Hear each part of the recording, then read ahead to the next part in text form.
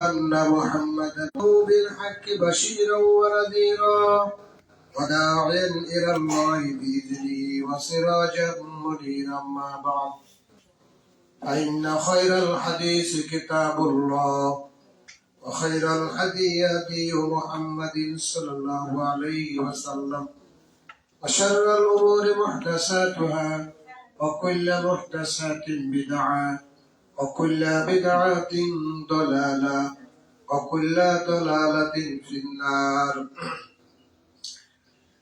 أعوذ بالله من الشيطان الرجيم. بسم الله الرحمن الرحيم.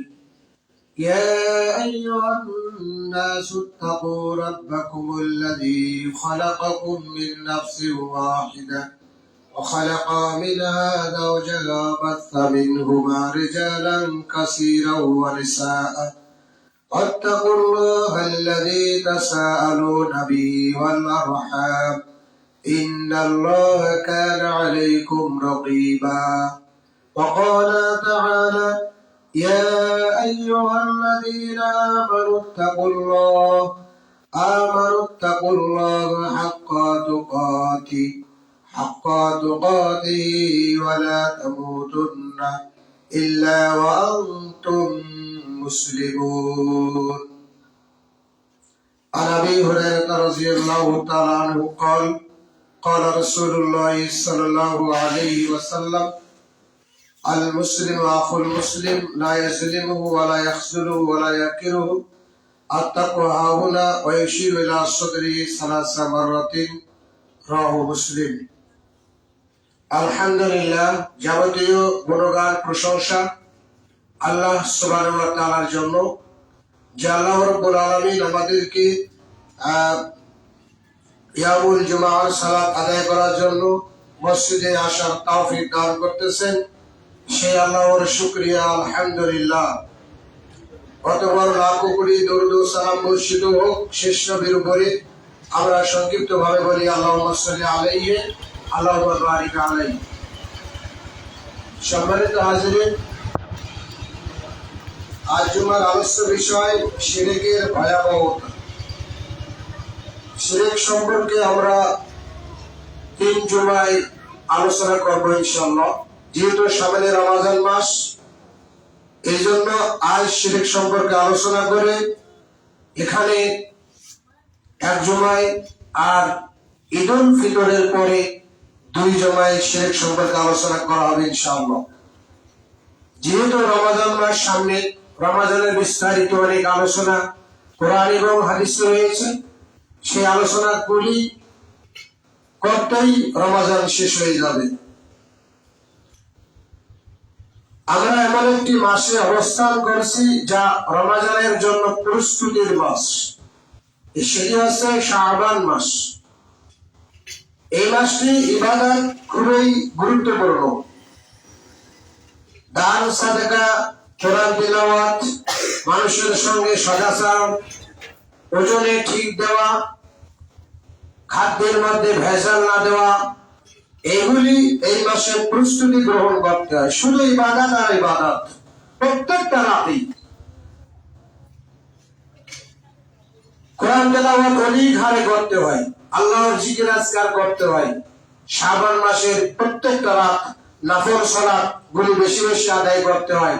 যেগুলি হলো কোরআন এবং হাদিসে যেগুলি পাওয়া যায়, কোরআনে পবিত্র হাদিসে যেগুলি পাওয়া যায়, সেগুলো হচ্ছে আসরের ফরজের পূর্বে 4 রাকাত, মাগরিবের ফরজের পরে 2 রাকাত, ইশার ফরজের পরে 2 রাকাত, ফজরের ফরজের পূর্বে 2 রাকাত, জোহরের ফরজের পূর্বে 4 রাকাত, জোহরের ফরজের পরে 2 বা 4 রাকাত। এগুলো হলো নফল ইবাদত। এইগুলি বেশি বেশি করে আদায় করতে হবে। মানে যারা করে না রেগুলার, তাদেরকে করতে হবে। আমরা অনেকে 5 ওয়াক্ত নামাজ আদায় করি, এসে জোহরের সালাত পেয়ে গেলাম, সুন্নত পড়ার সময় নাই।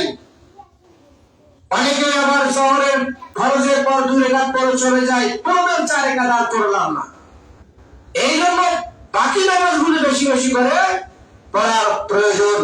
সব নামাজই যদি পড়ি, কমপক্ষে আসরের ফরজের পূর্বে 4 রাকাত নফল নামাজ আছে, এটা আমরা কেউ আদায় করি না। বুঝতে পারলেন? এই নামাজটা এই মাসে আদায় করুন। কেউ যদি এই মাসে নামাজ আদায় করে, আল্লাহ রাসূল বলেছেন যে আল্লাহ তাআলা তার জন্য জাহান্নাম হারাম করে দিবেন। সুবহানাল্লাহ। কত গুরুত্বপূর্ণ একটি ইবাদত আসরের ফরজের পূর্বে 4 রাকাত। তো যাক, আজকে আমাদের আলোচ্য বিষয় শিরক। আশরিকু এর একটি আরবি শব্দ, শির র কাফ। এর অর্থ হচ্ছে, আবিধানিক অর্থ অংশীদার স্থাপন করা, একজনকে বাদ দিয়ে ওই জায়গায় আরেকজনকে বসানো, এর নাম শিরক। শিরকের পারিভাষিক অর্থ আছে আল্লাহর সমকক্ষ কাউকে মনে করে তার ইবাদত করা, তাকে অন্তরে আশ্রয় দেওয়া, মহব্বত করা, ভালোবাসা, এর নাম শিরক। পৃথিবীতে যত পাপ আছে, শিরকের মতো ভয়ানক পাপ কোরআন এবং হাদিসে নেই।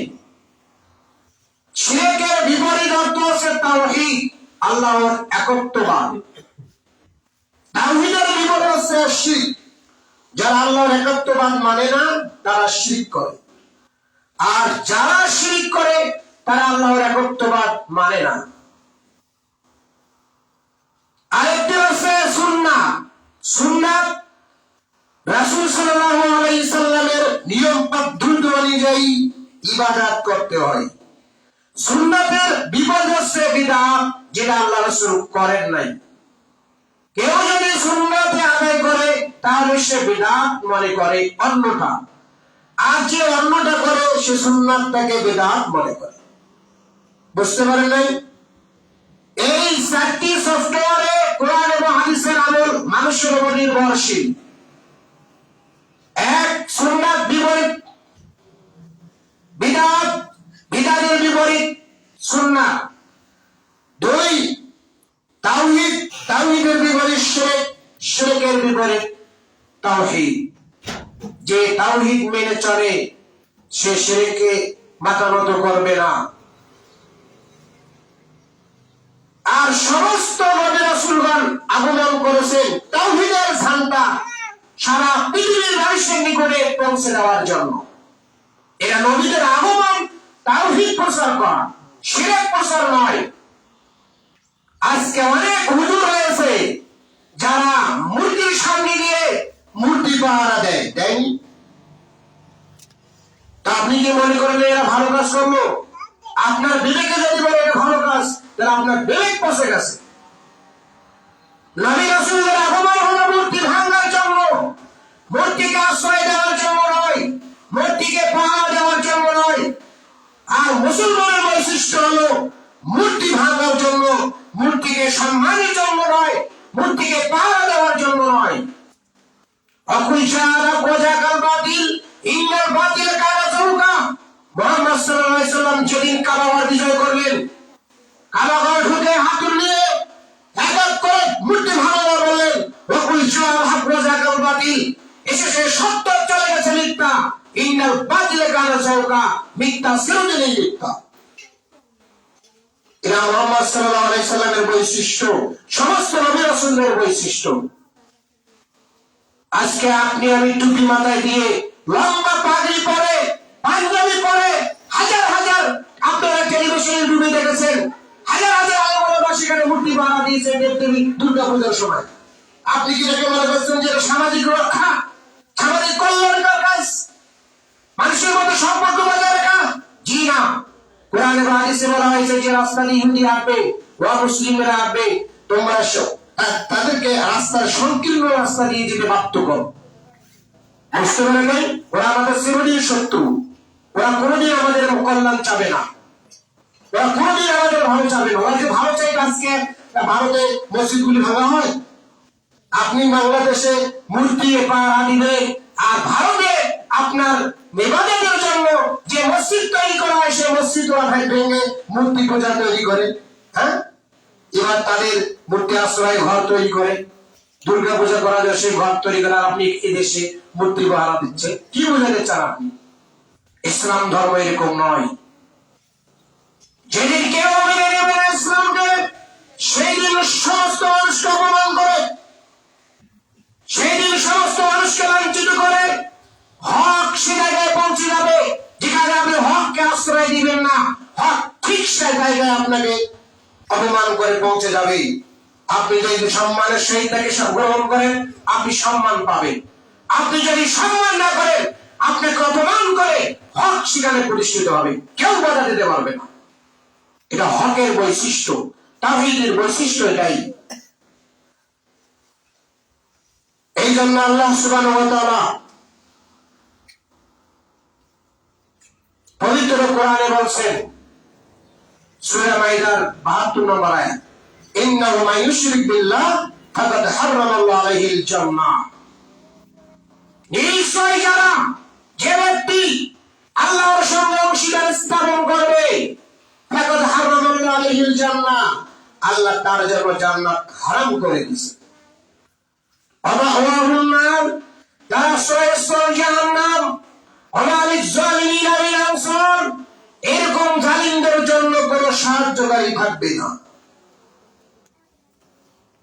আল্লাহ নিজেই বলছেন সূরা মাইদার 72 নম্বর আয়াত, যে আল্লাহর সঙ্গে অংশীদার স্থাপন করে তার জন্য আল্লাহ জান্নাত হারাম করে দিয়েছেন। সোজা কথা, কোরআন বলছে হারাম। এখন আপনি যদি বলেন যে বৈধ, তাও বৈধ হলো। সারা পৃথিবীর মানুষ যদি কয় এটা ভালো কাজ, কোরআন যদি বলে এটা হারাম, হাদিস যদি বলে এটা হারাম, তাহলে সেটা কি বৈধ হবে? বৈধ হবে না। কোরআন যেটা বলবে, হাদিস যেটা বলবে সেটাই ঠিক। সারা পৃথিবীর মানুষ যদি ওটা বলে হালাল বা হারাম, এটা আপনাকে আমাকে মনে রাখতে হবে। লোকমান হাকিম তার ছেলেকে উপদেশ দিতে গিয়ে বললেন, সূরা লোকমান 13 নম্বর আয়াত, ওয়াইজ ক্বালা লুকমানু লিবনিহি ওয়া হুয়া ইয়াইদুহু। লোকমান হাকিম তার বেটাকে উপদেশ দিয়ে গিয়ে বললেন যে, বেটা শোনো, ইয়া বুনাইয়া, হে আমার আদরের বেটা, লা তুশরিক বিল্লাহ, তুমি আল্লাহর সঙ্গে অংশীদার স্থাপন করবে না। ইন্নাশ শিরকা লাযুলমুন আযীম, পৃথিবীতে যত পাপ আছে, পৃথিবীতে যত অন্যায় আছে, পৃথিবীতে যত গুনাহ আছে, সবচেয়ে বড় পাপ হচ্ছে আল্লাহর সঙ্গে অংশীদার স্থাপন করা। সবচেয়ে বড় পাপ হচ্ছে আল্লাহর সমকক্ষ কাউকে মনে করা। এটা পৃথিবীর সবচেয়ে মহা পাপ। লোকমান হাকিম তার বেটাকে, তার ছেলেকে, তার পুত্রকে এই উপদেশ দিচ্ছেন। আল্লাহ সুবহানাহু ওয়া তাআলা সূরা আন-নাম 88 নম্বর আয়াতে বলেছেন, ওয়ালা আশরাকু লাহাবিতা আনহুম মা কানু ইয়ামালুন, যদি তারা শিরক করে তাহলে তাদের জীবনের সমস্ত আমলগুলো নষ্ট হয়ে যাবে। যদি তারা শিরক করে তাহলে তাদের জীবনের সমস্ত আমলগুলি নষ্ট হয়ে যাবে। আল্লাহ সুবহানাহু ওয়া তাআলা সূরা জুমারের 65 নম্বর আয়াতে বলেছেন, ওয়ালাকাদ উহিয়া ইলাইকা ওয়া ইলাল্লাযীনা মিন ক্বাবলিকা, হে মুহাম্মদ আপনি শুনুন, আপনার প্রতি যে ওহী করা হয়েছে, আপনার পূর্ববর্তী যারা এসেছিল তাদের প্রতি একই ওহী করা হয়েছে। মুহাম্মদ আপনি শুনেন, আপনাকে যে কথা বলা হচ্ছে, আপনার পূর্বে যত নবী রাসূল এসেছিল তাদেরকেও একই কথা বলা হয়েছে। লাইন আশরাকতা লায়াহবাতান্না আমালুক, যদি আপনি শিরক করেন আপনার সমস্ত আমলগুলি নষ্ট হয়ে যাবে। লাইন আশরাকতা লায়াহবাতান্না আমালুক, মুহাম্মদ আপনি যদি শিরক করেন আপনার সমস্ত আমলগুলি নষ্ট হয়ে যাবে। ওয়ালা তাকুনান্না মিনাল খাসিরিন, যারা শিরক করে ক্ষতিগ্রস্ত হয়েছে, যারা শিরক করে নিজেদের প্রতি জুলুম করেছে, যারা শিরক করে অন্যায় করেছে, আপনিও তাদের একজন হবেন। যারা শিরক করে জাহান্নাম যাবে, আপনিও তাদের একজন হবেন, রেহাই পাবেন না। আল্লাহ সুবহানাহু ওয়া তাআলা আমাদের নবীকে বলছেন, সমস্ত নবী রাসূলদের সর্দার, যিনি সর্বপ্রথম কিয়ামতের ময়দানে হাউজ কাউসারে উপস্থিত হবেন, যার পূর্বের পরে যত পাপ আছে আল্লাহ সবগুলো ক্ষমা করে দিয়েছেন, এমন একজন নবী হওয়া সত্ত্বেও, এমন একজন নবী হওয়া সত্ত্বেও, এমন একজন নবী হওয়া সত্ত্বেও আল্লাহ তাকে হুঁশিয়ারি করে সাবধান করে বলছেন যে মুহাম্মদ লা ইশরাকতা লা ইয়াহবাতান্না আমালুক ওয়া লা তাকুনান্না মিনাল খাসিরিন, আপনি যদি শিরক করেন তাহলে আপনারও সমস্ত আমল বাতিল হয়ে যাবে। যারা শিরক করে জাহান্নাম হয়েছে, যারা শিরক করে ক্ষতিগ্রস্ত হয়েছে, আপনিও তাদের একজন হবেন, রেহাই পাবেন না। এমন একজন মানুষকে যদি কথা বলে তাহলে আমি তো কোনো কিছুই না, অথচ আমরা মূর্তির সামনে গিয়ে মূর্তি পাহারা দিই। আপনি এটাকে মনে করলেন ভালো কাজ? আপনার দিলকে একবার বাধা দিল না? আপনার শরীরের পোষক লোম সিঁড়ি উঠল না? মুসলমানের বৈশিষ্ট্য এরকম হবে কেন? সে মূর্তি আশ্রয় যাবে কেন? সে মূর্তিকে পাহারা দিবে কেন? এরকম কাজ হয় কি করে? এটা তো নোংরাজনক কাজ, এটা তো অন্যায়মূলক কাজ। যেখানে কোরআনে হাদিসে বলা হচ্ছে মূর্তিকে ভেঙে চৌচির করে দাও। যে ঘরে মূর্তি থাকে, যে স্থানে মূর্তি থাকে, সেই স্থানে আল্লাহ রহমত থাকে না, রহমত ছাড়া সেই জায়গায় তারা দাঁড়িয়ে আছে। আপনি সেটাকে ভালো কাজ মনে করলেন। যেখানে কদাচার কাজ হয়, অন্যায় কাজ হয়, নবী রাসূলদের সাহাবায়ে কেরামদের বৈশিষ্ট্য হলো সেই জায়গায় দিয়ে অতিক্রম করার সময় তারা দ্রুত অতিক্রম করে দিল।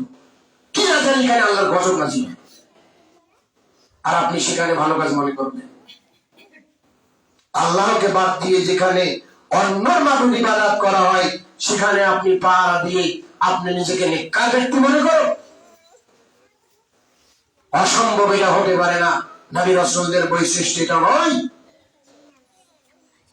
আল্লাহ সুবহানাহু ওয়া তাআলা সূরা নিসা 4 নম্বর সূরাতুন নিসা 48 নম্বর আয়াতে বলেন, ইন্নাল্লাহা লা ইয়াগফিরু আন ইউশরাকা বিহি ওয়া ইয়াগফিরু মা দুনা যালিকা লিমান ইয়াশা।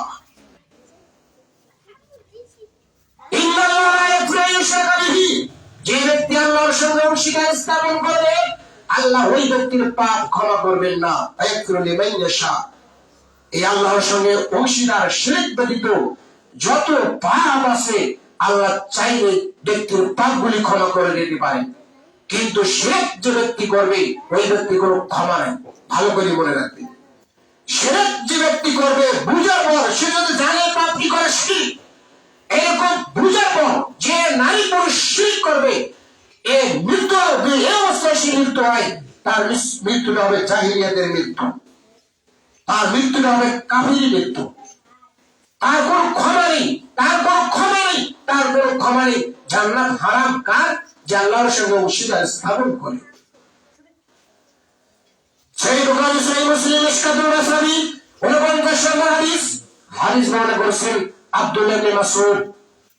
তিনি বলেছেন, ক্বালা রাজুলুন ইয়া রাসূলুল্লাহ, এক ব্যক্তি আল্লাহর রাসূলের নিকটে এসে বললেন, আল্লাহ রাসূল, আইয়ু যামবি আকবারু ইনদাল্লাহ, আল্লাহ তাআলার নিকটে সবচেয়ে কোন পাপটি বড়?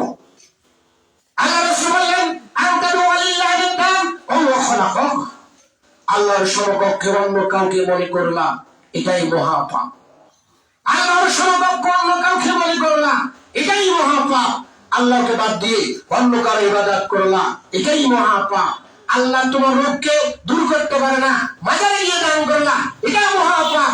আল্লাহ তোমার রোগকে দূর করতে পারে না, কবরে গিয়ে তাবিজ, তোমার কালো রঙের সুতা, 5 রঙের সুতা, 3 রঙের সুতা ফুটিয়ে গিরা দিয়ে গলায় ঝুলিয়ে বেড়ালা, এটা মহাপাপ। আল্লাহর উপরে তোমার ভরসা নেই।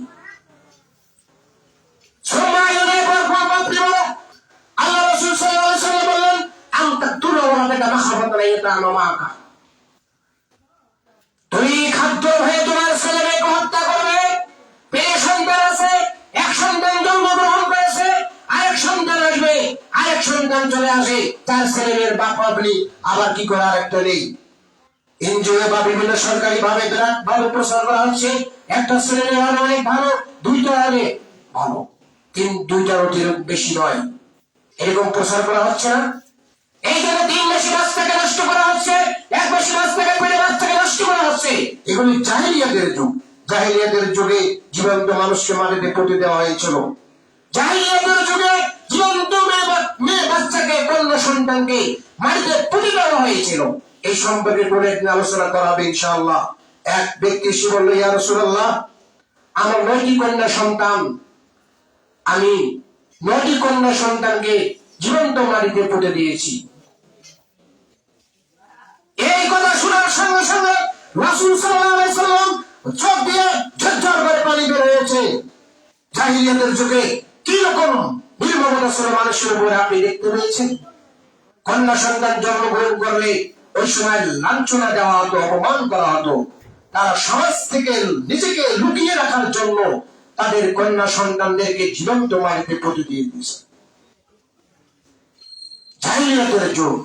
আজও যারা 1 মাসে বাচ্চাকে নষ্ট করবে, 2 মাসে বাচ্চাকে নষ্ট করবে, 3 মাসে বাচ্চাকে নষ্ট করবে খাদ্যর ভয়ে, এরকম বাচ্চাকে যারা নষ্ট করবে, এরা জাহিলিয়াতের যুগকে হার মানিয়েছে। বিচারে কাঠগড়ায় জবাবদিহি করতে হবে। প্রত্যেকটা বিধবাকে কিয়ামতের ময়দানে জিজ্ঞাসা করা হবে, আচ্ছা বলো তো, তুমি যে তোমার কন্যা সন্তানটাকে, তোমার পেটে বাচ্চাটাকে নষ্ট করেছো, কি এমন সে পাপ করেছিল, তুমি আজকে বলো। জবাব দিয়ে হবে। ওই সময় ওই বাচ্চা ভুল কথা বলবে যে আপনি আমাকে নষ্ট করেছিলেন, আব্বা মা আপনি আমাকে নষ্ট করেছিলেন। আমার পেটে আমার 1 মাস আমি ছিলাম, 2 মাস ছিলাম, 3 মাস ছিলাম, এরা আপনি জানতে পেরেছেন আমার পেটে সন্তান রয়েছে। আপনি ওষুধ দিয়ে, বিভিন্ন কীটনাশক দিয়ে আপনি আমাকে নষ্ট করে দিয়েছেন। কি এমন আমি পাপ করেছিলাম, আপনি আমাকে জবাব দেন। জবাব দেওয়ার ক্ষমতা কারো থাকবে? এই জন্য আল্লাহ রাসূলকে জিজ্ঞাসা করা হলো, সুমাইউল জামিল, এরপর কোন পাপটি বলো? আল্লাহ রাসূল সাল্লাল্লাহু আলাইহি ওয়াসাল্লাম বলেন, আনতাকতুল ওয়ালাদাকা মাখাফাতান ইয়াতামামাকা, খাদ্যর ভয়ে তোমার সন্তানকে হত্যা করলা, এটা মহা পাপ। সুমাইউল, এরপর আপনি বলেন, এরপর কোন পাপটি বলো? আল্লাহ রাসূল বললেন, আনতাস তুলা জারিলাতা হালিকা, আনতুজানিয়া হালিলাতা জারিকা, পাড়া প্রতিবেশীর সঙ্গে জিনায় লিপ্ত হওয়া মহা পাপ। এলাকার মহিলার সঙ্গে জিনায় লিপ্ত হওয়া মহাপাপ, এলাকার মেয়ের সঙ্গে জিনায় লিপ্ত হওয়া মহাপাপ। এখন আপনি মনে করবেন যে তার দূরের মহিলার সঙ্গে জিনা করা হইল?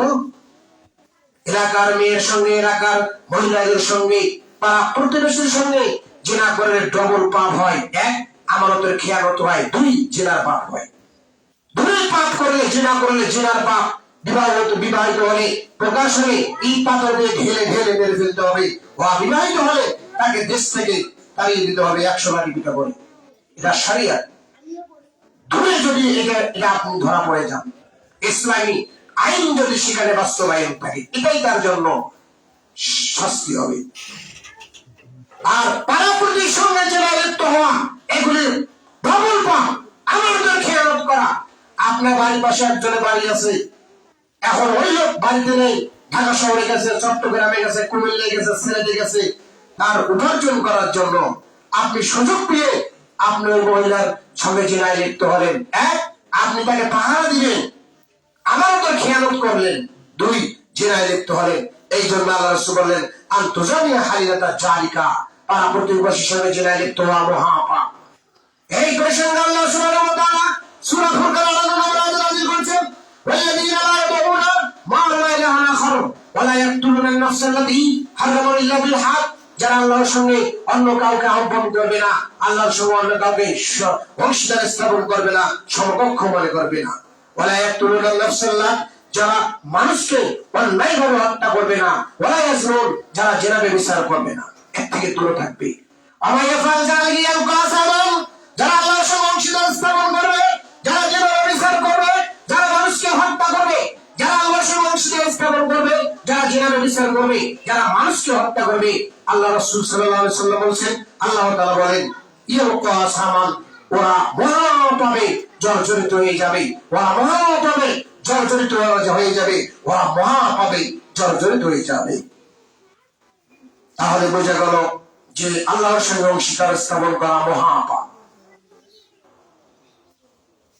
অন্য বর্ণনায় এসেছে, সহিহ মুসলিম মিশকাতুল মাসাবি 11 নম্বর হাদিস, হাদিস বলে মুসাদ্দুল ইবনে আমর, আল্লাহ রাসূল বলেন, কাবাইরুল ইশরাকু বিল্লাহ, কাবিরা গুনাহ সমূহের মধ্যে, বড় বড় গুনাহ সমূহের মধ্যে 1 নম্বর ইশরাকু বিল্লাহ, আল্লাহর সঙ্গে অংশীদার স্থাপন করা।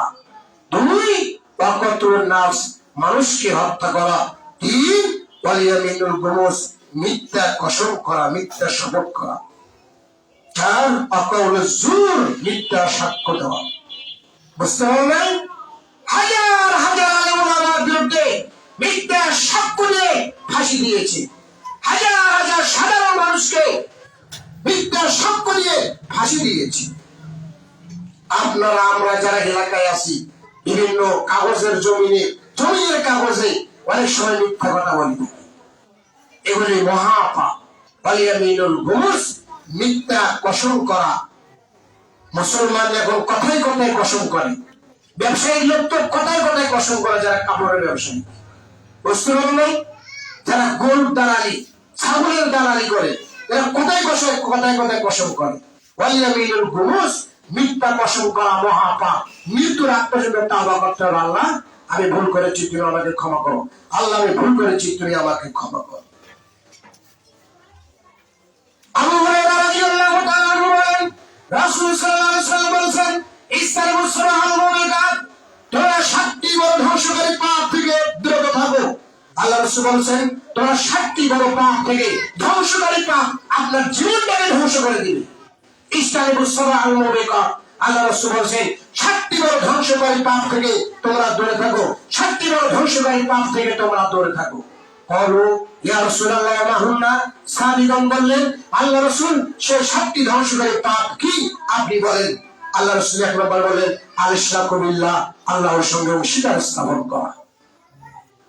আল্লাহর সঙ্গে অংশীদার স্থাপন করা, মাজারে গিয়ে দান করা, কবরে গিয়ে দান করা, বিভিন্ন পীরের নিকটে গিয়ে দান করা, বিভিন্ন খানকায় গিয়ে দান করা, বিভিন্ন মূর্তির সামনে গিয়ে মাথা নত করা। মূর্তির সামনে দাঁড়িয়ে বললেন, আমার সোনার বাংলা, আমি তোমায় ভালোবাসি। মূর্তির সামনে গিয়ে গলার মালায় জড়িয়ে দিয়ে স্কুলে 6টা 7টা পিলার দিয়ে শহীদ মিনার তৈরি করা হলো, সেখানে ফুলের তোড়া দিয়ে নীরবতা পালন করলেন। বুঝতে পারেন না? আপনি এগুলোকে কি মনে করবেন? কোন চোখে আপনি দেখবেন? এগুলোকে কল্যাণ কাজ? পিলারের সামনে গিয়ে আপনি সেখানে ফুল দিয়ে ফুলের তোড়া দিয়ে নীরবতা পালন করলেন, এটাকে আপনি কি মনে করেন? মৃত্যুময় এক ব্যক্তির কবরে গিয়ে ফুলের তোড়া দিয়ে আপনি মাজার তৈরি করে ফেললেন। এই দেশে যত রঙের মানুষ তৈরি হয়েছে, যত রঙের মানুষ গিয়েছে, প্রত্যেকটা মানুষের কবরে সেই মাজার তৈরি করা হয়েছে, সেই মাজারের সাথে মসজিদ তৈরি করা হয়েছে।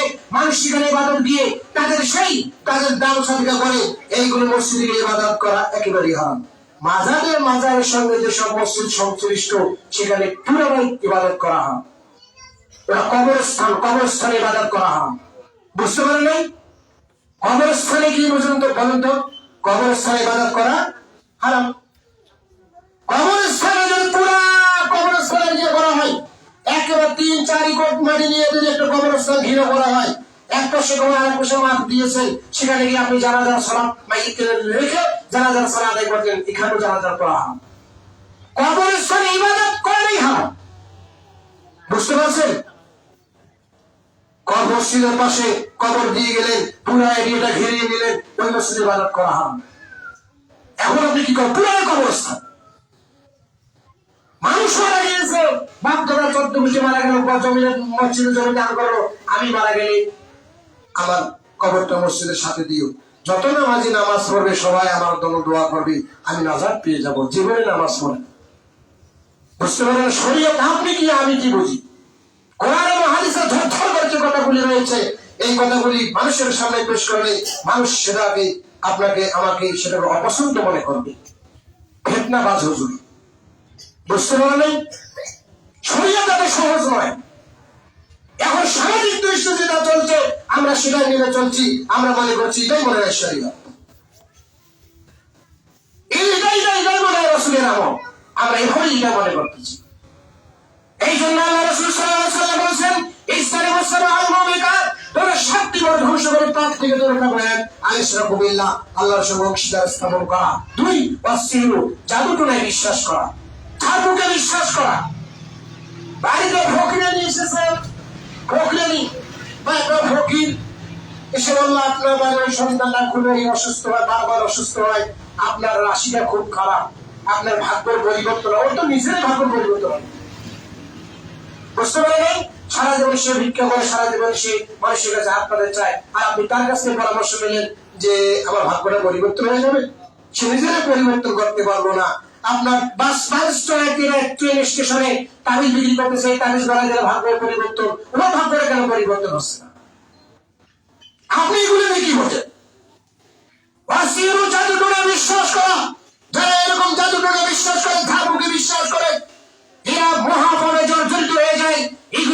মানুষের জীবনে ধ্বংসকারী পাপ। 3 ওয়াকাতুল নাফসিলাতি হারামাল্লাহু বিল হক, অন্যায়ভাবে কোনো মানুষকে হত্যা করা যা আল্লাহ হারাম করেছেন।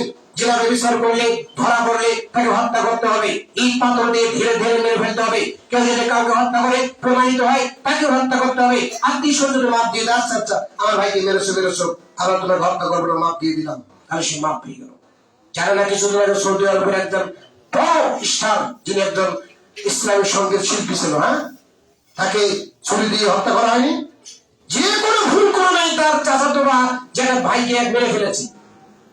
এখন আইন শাসন হয়ে গেল, এত বড় স্টার, সমস্ত সৌদি আরবের মানুষেরা সেখানে একাকার হয়ে তাদের সবচেয়ে দামি জিনিস হলো পাদ্রী, মাথা পাদ্রী, তারা পাদ্রীকে পায়ের তলায় দেয়।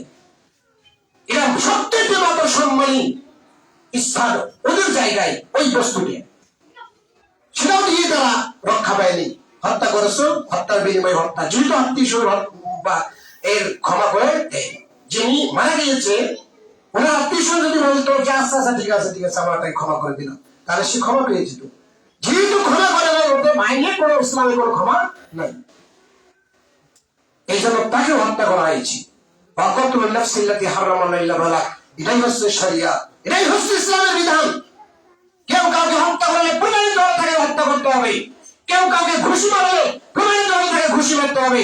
কেউ কারো শরীরের দাঁত ভেঙে দিলে, নাক কেটে দিলে, হাতের আঙুল কেটে দিলে প্রমাণিত হলে তাকে সেইভাবে শাস্তি দিতে হবে।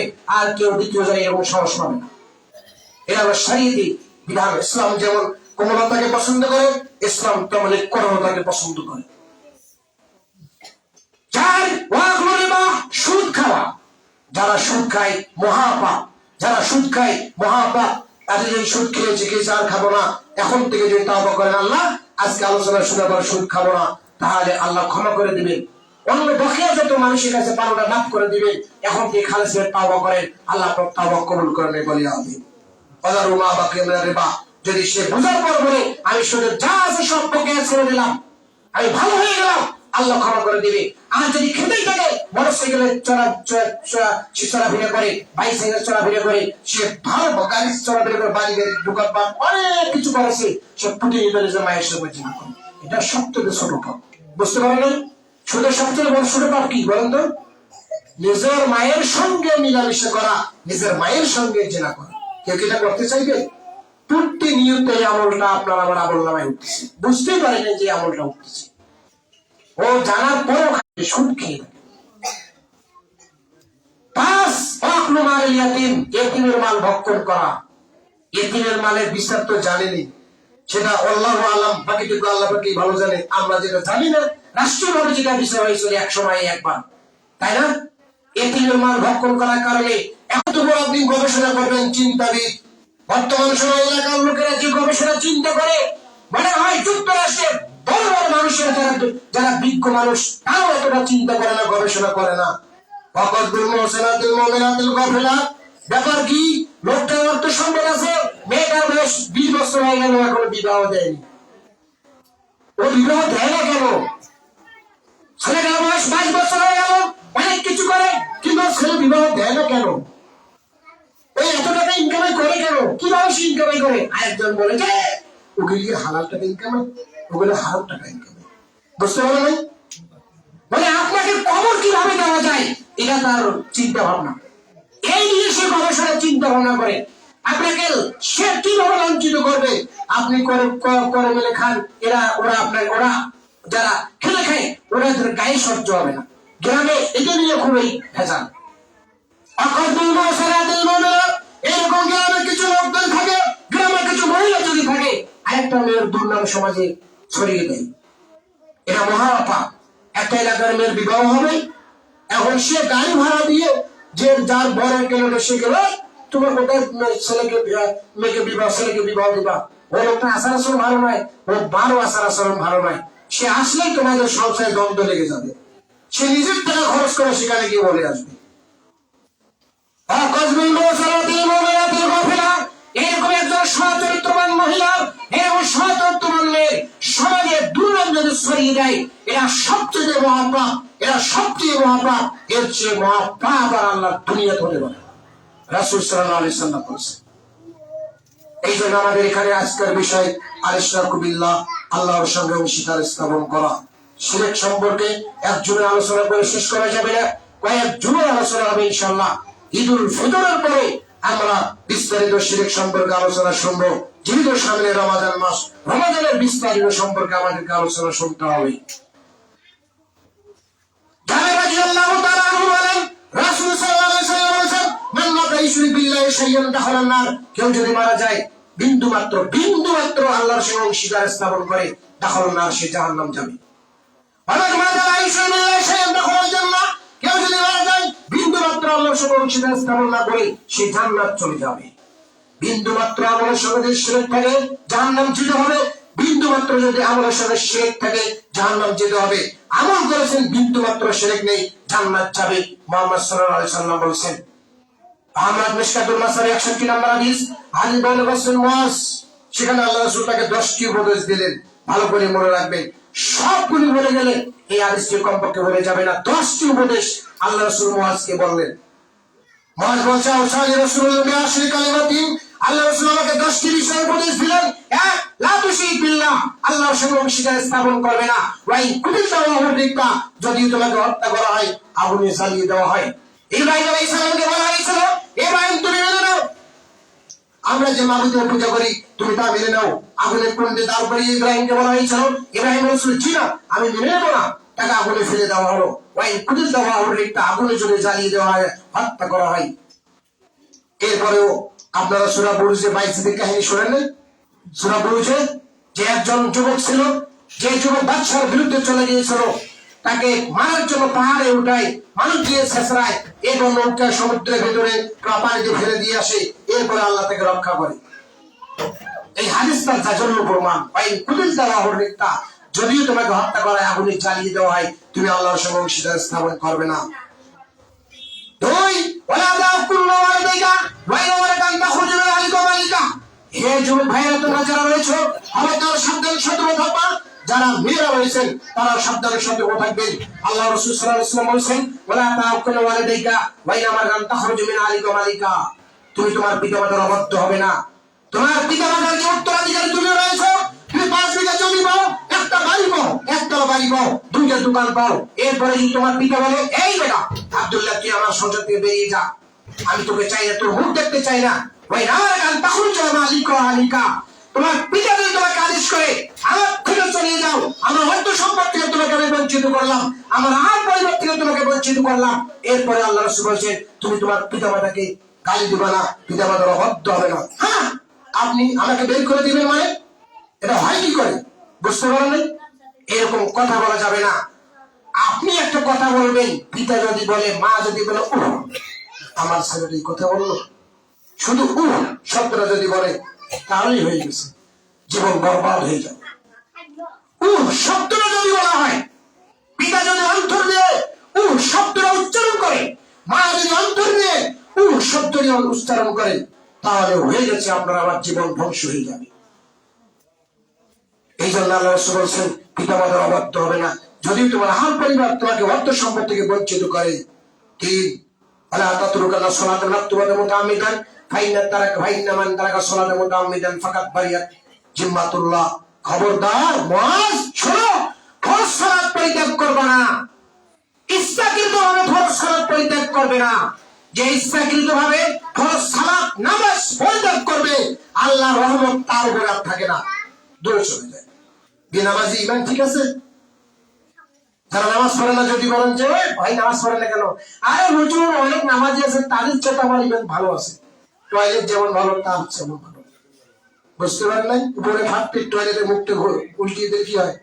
দুর্গন্ধে ভাগার, খোলা পায়খানা, আর দুর্গন্ধে থাকা যায়। আর নামাজ পড়ে না, ইমান ঠিক আছে। আল্লাহ রাসূল বলেছে, ফরজ সালাত পরিত্যাগ করো না। যে ফরজ সালাত পরিত্যাগ করে, নামাজ পড়ে না, তার আল্লাহর জিম্মা রহমত তার উপর থাকে না, সব বঞ্চিত হয়ে যায়। ইমান ঠিক আছে। 4, আল্লাহ রাসূল বলেছেন, ওয়াইয়াকুল মাসিয়াতা ফাইনাল মাসা আল্লাহ সাকাতুল্লাহ জাওয়াজাল্লাহ।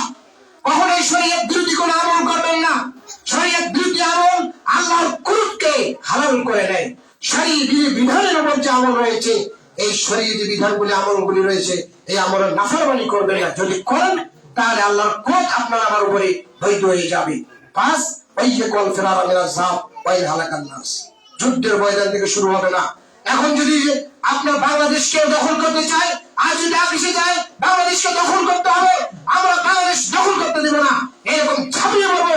আমরা মুসলমানের ভূখণ্ড রক্ষা করা একটা ইমানের অঙ্গ। যদি আপনি সেটাকে রক্ষা করে ঝাঁপিয়ে পড়েন, সমস্ত মানুষ যদি একে বুলডোজার দিয়ে মেরে ফেলা হয়, আপনি একাই থাকেন, আমি একাই বিজয়ের পতাকা ঝান্ডাকে আমি সামনে নিয়ে যাবো, একাই আপনাকে সেই যুদ্ধ চালিয়ে যেতে হবে, পলানোর কোনো পথ থাকবে না। এরপর আল্লাহ রাসূল বলেছেন, ওয়াইদা যাবান্না সামাতু আনতাফিহিম, যদি কোনো এলাকায় মহামারী দেখা যায়, এই যে কয়েক বছর আগে করোনা দেখা গিয়েছিল না, বাপ মারা ফোন করেছিল, আব্বু তুমি এখনই বাংলাদেশে চলে আসো, না জানি তোমাকে আক্রমণ করে নাকি। এই করোনা ভাইরাসের এই কথা আল্লাহ রাসূল হাদিসে ওই আযাবান নাস মাউতুন, যদি কোনো এলাকায় মহামারী, বড় কোনো বিপদ, বড় কোনো রোগ দেখা যায় আর তুমি মারা যাবা, এ ভয়ে তুমি সেই জায়গা পরিত্যাগ করে চলে আসো, ফাসবু তুমি সেখানেই অটল থাকো, ওয়ান্তাফি তোমার মৃত্যু যদি সেখানে থাকে, তোমার মৃত্যু সেখানেই হবে। আর মৃত্যু যদি না থাকে, সারা পৃথিবীর মানুষ মারা গেল, আপনি সেখানে থাকবেন। বুঝতে পারেন নাই? রাসূল সাল্লাল্লাহু আলাইহি ওয়াসাল্লাম 1450 বছর পূর্বে কথা বলেছেন। 6 ওয়াগফির আলাইয়া লিকা মিন তৌলিক, 7 নম্বর আল্লাহ রাসূল সাল্লাল্লাহু আলাইহি ওয়াসাল্লাম বলেছেন, এই যে 8 নম্বর ওয়াগফির আলাইয়া লিকা মিন তৌলিকা, যে তোমার পরিবারের উপরে তুমি সাধ্য অনুযায়ী অর্থ সম্পদ ব্যয় করো। আপনি টাকা মাসে দিনে 1000 টাকা ইনকাম করেন, ছেলের প্রাইভেটের টাকা দেন না, কোচিং এর টাকা দেন না, খাতা কলমের টাকা দেন না, আপনার বউ, আপনার বৌমা, আপনার ওয়াইফ, আপনার ছেলে বড় মেসকির কাপড় নিয়ে বেড়ায়।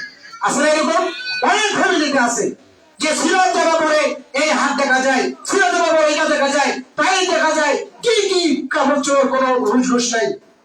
আল্লাহ রাসূল সাল্লাল্লাহু আলাইহি ওয়াসাল্লাম বলেছেন, ওয়াগফির আলাইয়া লিকা মিন তৌলিকা, তুমি যে ইনকাম করবা, তুমি যে আয় করবা, এই আয় থেকে তোমাকে সাধ্য অনুযায়ী তোমার ফ্যামিলির উপরে ব্যয় করতে হবে, ছেলের উপরে ব্যয় করতে হবে, স্ত্রীর উপরে ব্যয় করতে হবে, তোমার সাধ্য অনুযায়ী তুমি ব্যয় করো।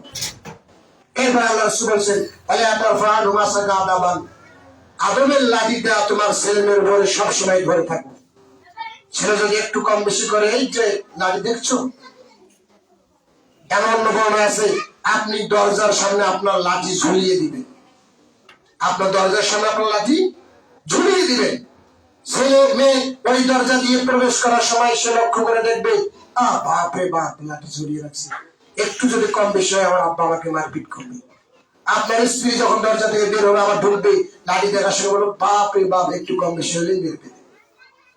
এই জন্য আল্লাহ রাসূল বলেছেন, ওয়ালা তারফা'ুহুম আসাকা আদাবান, তোমার শিষ্টাচার যে লাঠি রয়েছে, আদব শিক্ষা দেওয়ার জন্য যে লাঠি ব্যবহার করতে হয়, এই লাঠিটা সর্বদাই আপনি সামনে ধরে রাখবেন। কখনো লাঠিটা রাখা যাবে না, রাখলেই সমস্যা।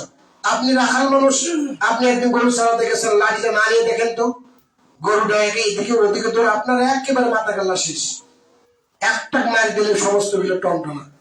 বুঝতে পারেন? এই জন্য আল্লাহ রাসূল তারফা'ু মাসাকা আদাবান, আদমের শিষ্টাচার লাঠি তুমি ধরে রাখো। 10 ওয়াকিফুহুম ফিল্লাহ, তোমার পরিবারকে আল্লাহর ভয় দেখাও। আল্লাহর ভয় আপনার আমার পরিবারকে দেখাতে হবে।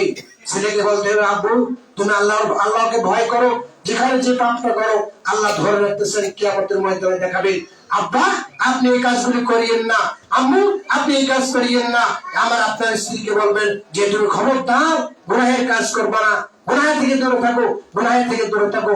আপনার ছেলেকে, আপনার মেয়েটাকে একটা টাচফোন কিনে দিয়েছেন, মাস যেতে না যেতেই 600 টাকা 500 টাকা এমবি ভরে আপনি দেন, আপনার ছেলে বিভিন্ন সময় জর্জরিত হয়, পাপের সাথে জর্জরিত হয়ে যায়। আপনি কিনে দিলেন, টাকা আপনার, মোবাইল আপনার, এমবি আপনার, আপনি কারেন্ট বিল দেন, এটাও আপনার, পাপও আপনার। বুঝতে পারেন নাই? ওয়াকিফুহুম ফিল্লাহ, পরিবারের ভিতরে আল্লাহর ভয় নেই। আল্লাহর ভয় আছে যার, সফলতা অর্জন হবে তার। আল্লাহর ভয় আছে যার, সফলতা অর্জন হবে তার। আল্লাহর ভয় নেই যার, সফলতা নেই তার। আল্লাহর ভয় নেই যার, সফলতা নেই তার। আজকে আলোচনার শেষ হাদিস সহিহ মুসলিমের 4742 নম্বর হাদিস। আবু হুরায়রা রাদিয়াল্লাহু তাআলা আনহু বলেন, রাসূল সাল্লাল্লাহু আলাইহি ওয়াসাল্লাম বলেছেন, আল মুসলিমু আখুল মুসলিমিন, একজন মুসলমান অপর মুসলমান ভাই। একজন মুসলমান অপর মুসলমান ভাই, একজন মহিলা আরেকজন মহিলার বান্ধবী। লা ইয়াজলিমু ওয়া লা ইয়াখযুলুহু, সে খবরদার একজন মুসলমান ভাইয়ের উপরে সে জুলুম করবে না, ওয়া লা ইয়াখযুলুহু, তাকে লাঞ্ছিত করবে না, ওয়া লা ইয়াদুরুহু, তাকে অপদস্থ করবে না। আপনি আমার দুর্নাম করলেন সমাজে, বুঝতে পারেন নাই? আমি আপনাদের ক্ষতি যারা সেক্রেটারি ক্যাশিয়ার সভাপতি রয়েছে, যারা কমিটি ম্যানেজিং কমিটি রয়েছে, তারা সেখানকার আপনার জন্য সম্মানিত ব্যক্তি। আপনারা এখানে আলোচনা করলে ওর কাছে টাকা থাকে রে, ও আবার ওই টাকা দিয়ে ব্যবসা করে নাকি, মেরে দেয় নাকি, ও তো ঠিকভাবে হিসাব শুনে না। কি বুঝতে পারে নাই? আল মুসলিম আখুল মুসলিম, একজন মুসলমান অপর মুসলমানের ভাই, লা ইয়াজলিমহু, সে তার প্রতি জুলুম করবে না, ওয়ালা ইয়াখযুলহু, তাকে লাঞ্ছিত লজ্জিত করবে না, ওয়ালা ইয়াকদিরহু, তাকে সমাজে অপদস্থ করবে না। আত্তাকু হাহুনা, আত্তাকু হাহুনা, আত্তাকু হাহুনা। রাসূল সাল্লাল্লাহু আলাইহি ওয়াসাল্লাম ওই সুরা সদরি সালাসান অন্তরে ভাবে তিনবার দেখিয়েছেন, আল্লাহর ভয় এখানে, আল্লাহর ভয় এখানে, আল্লাহর ভয় এখানে, আল্লাহর ভয় এখানে। মুখে ভয় ভয় নয়, মুখে ভয় নেই, অন্তরে আল্লাহর ভয়।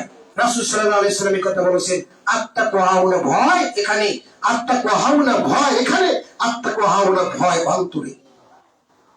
এই জন্য যে আলোচনা করা হলো, আলোচনা মনে রাখার চেষ্টা করবেন। আল্লাহ তাআলা আমাদের সকলকে যেন সেভাবে মেনে চলার তৌফিক দান করেন। সকলে বলে আল্লাহুম্মা আমিন। আলহামদুলিল্লাহ ওয়াহদাহু ওয়াসসালাতু ওয়াসসালামু আলা মান লা নাবিয়্যা বা'দা। যে আলোচনাগুলি করা হলো, আলোচনাগুলি মনে রাখার চেষ্টা করবেন। শিরকি যত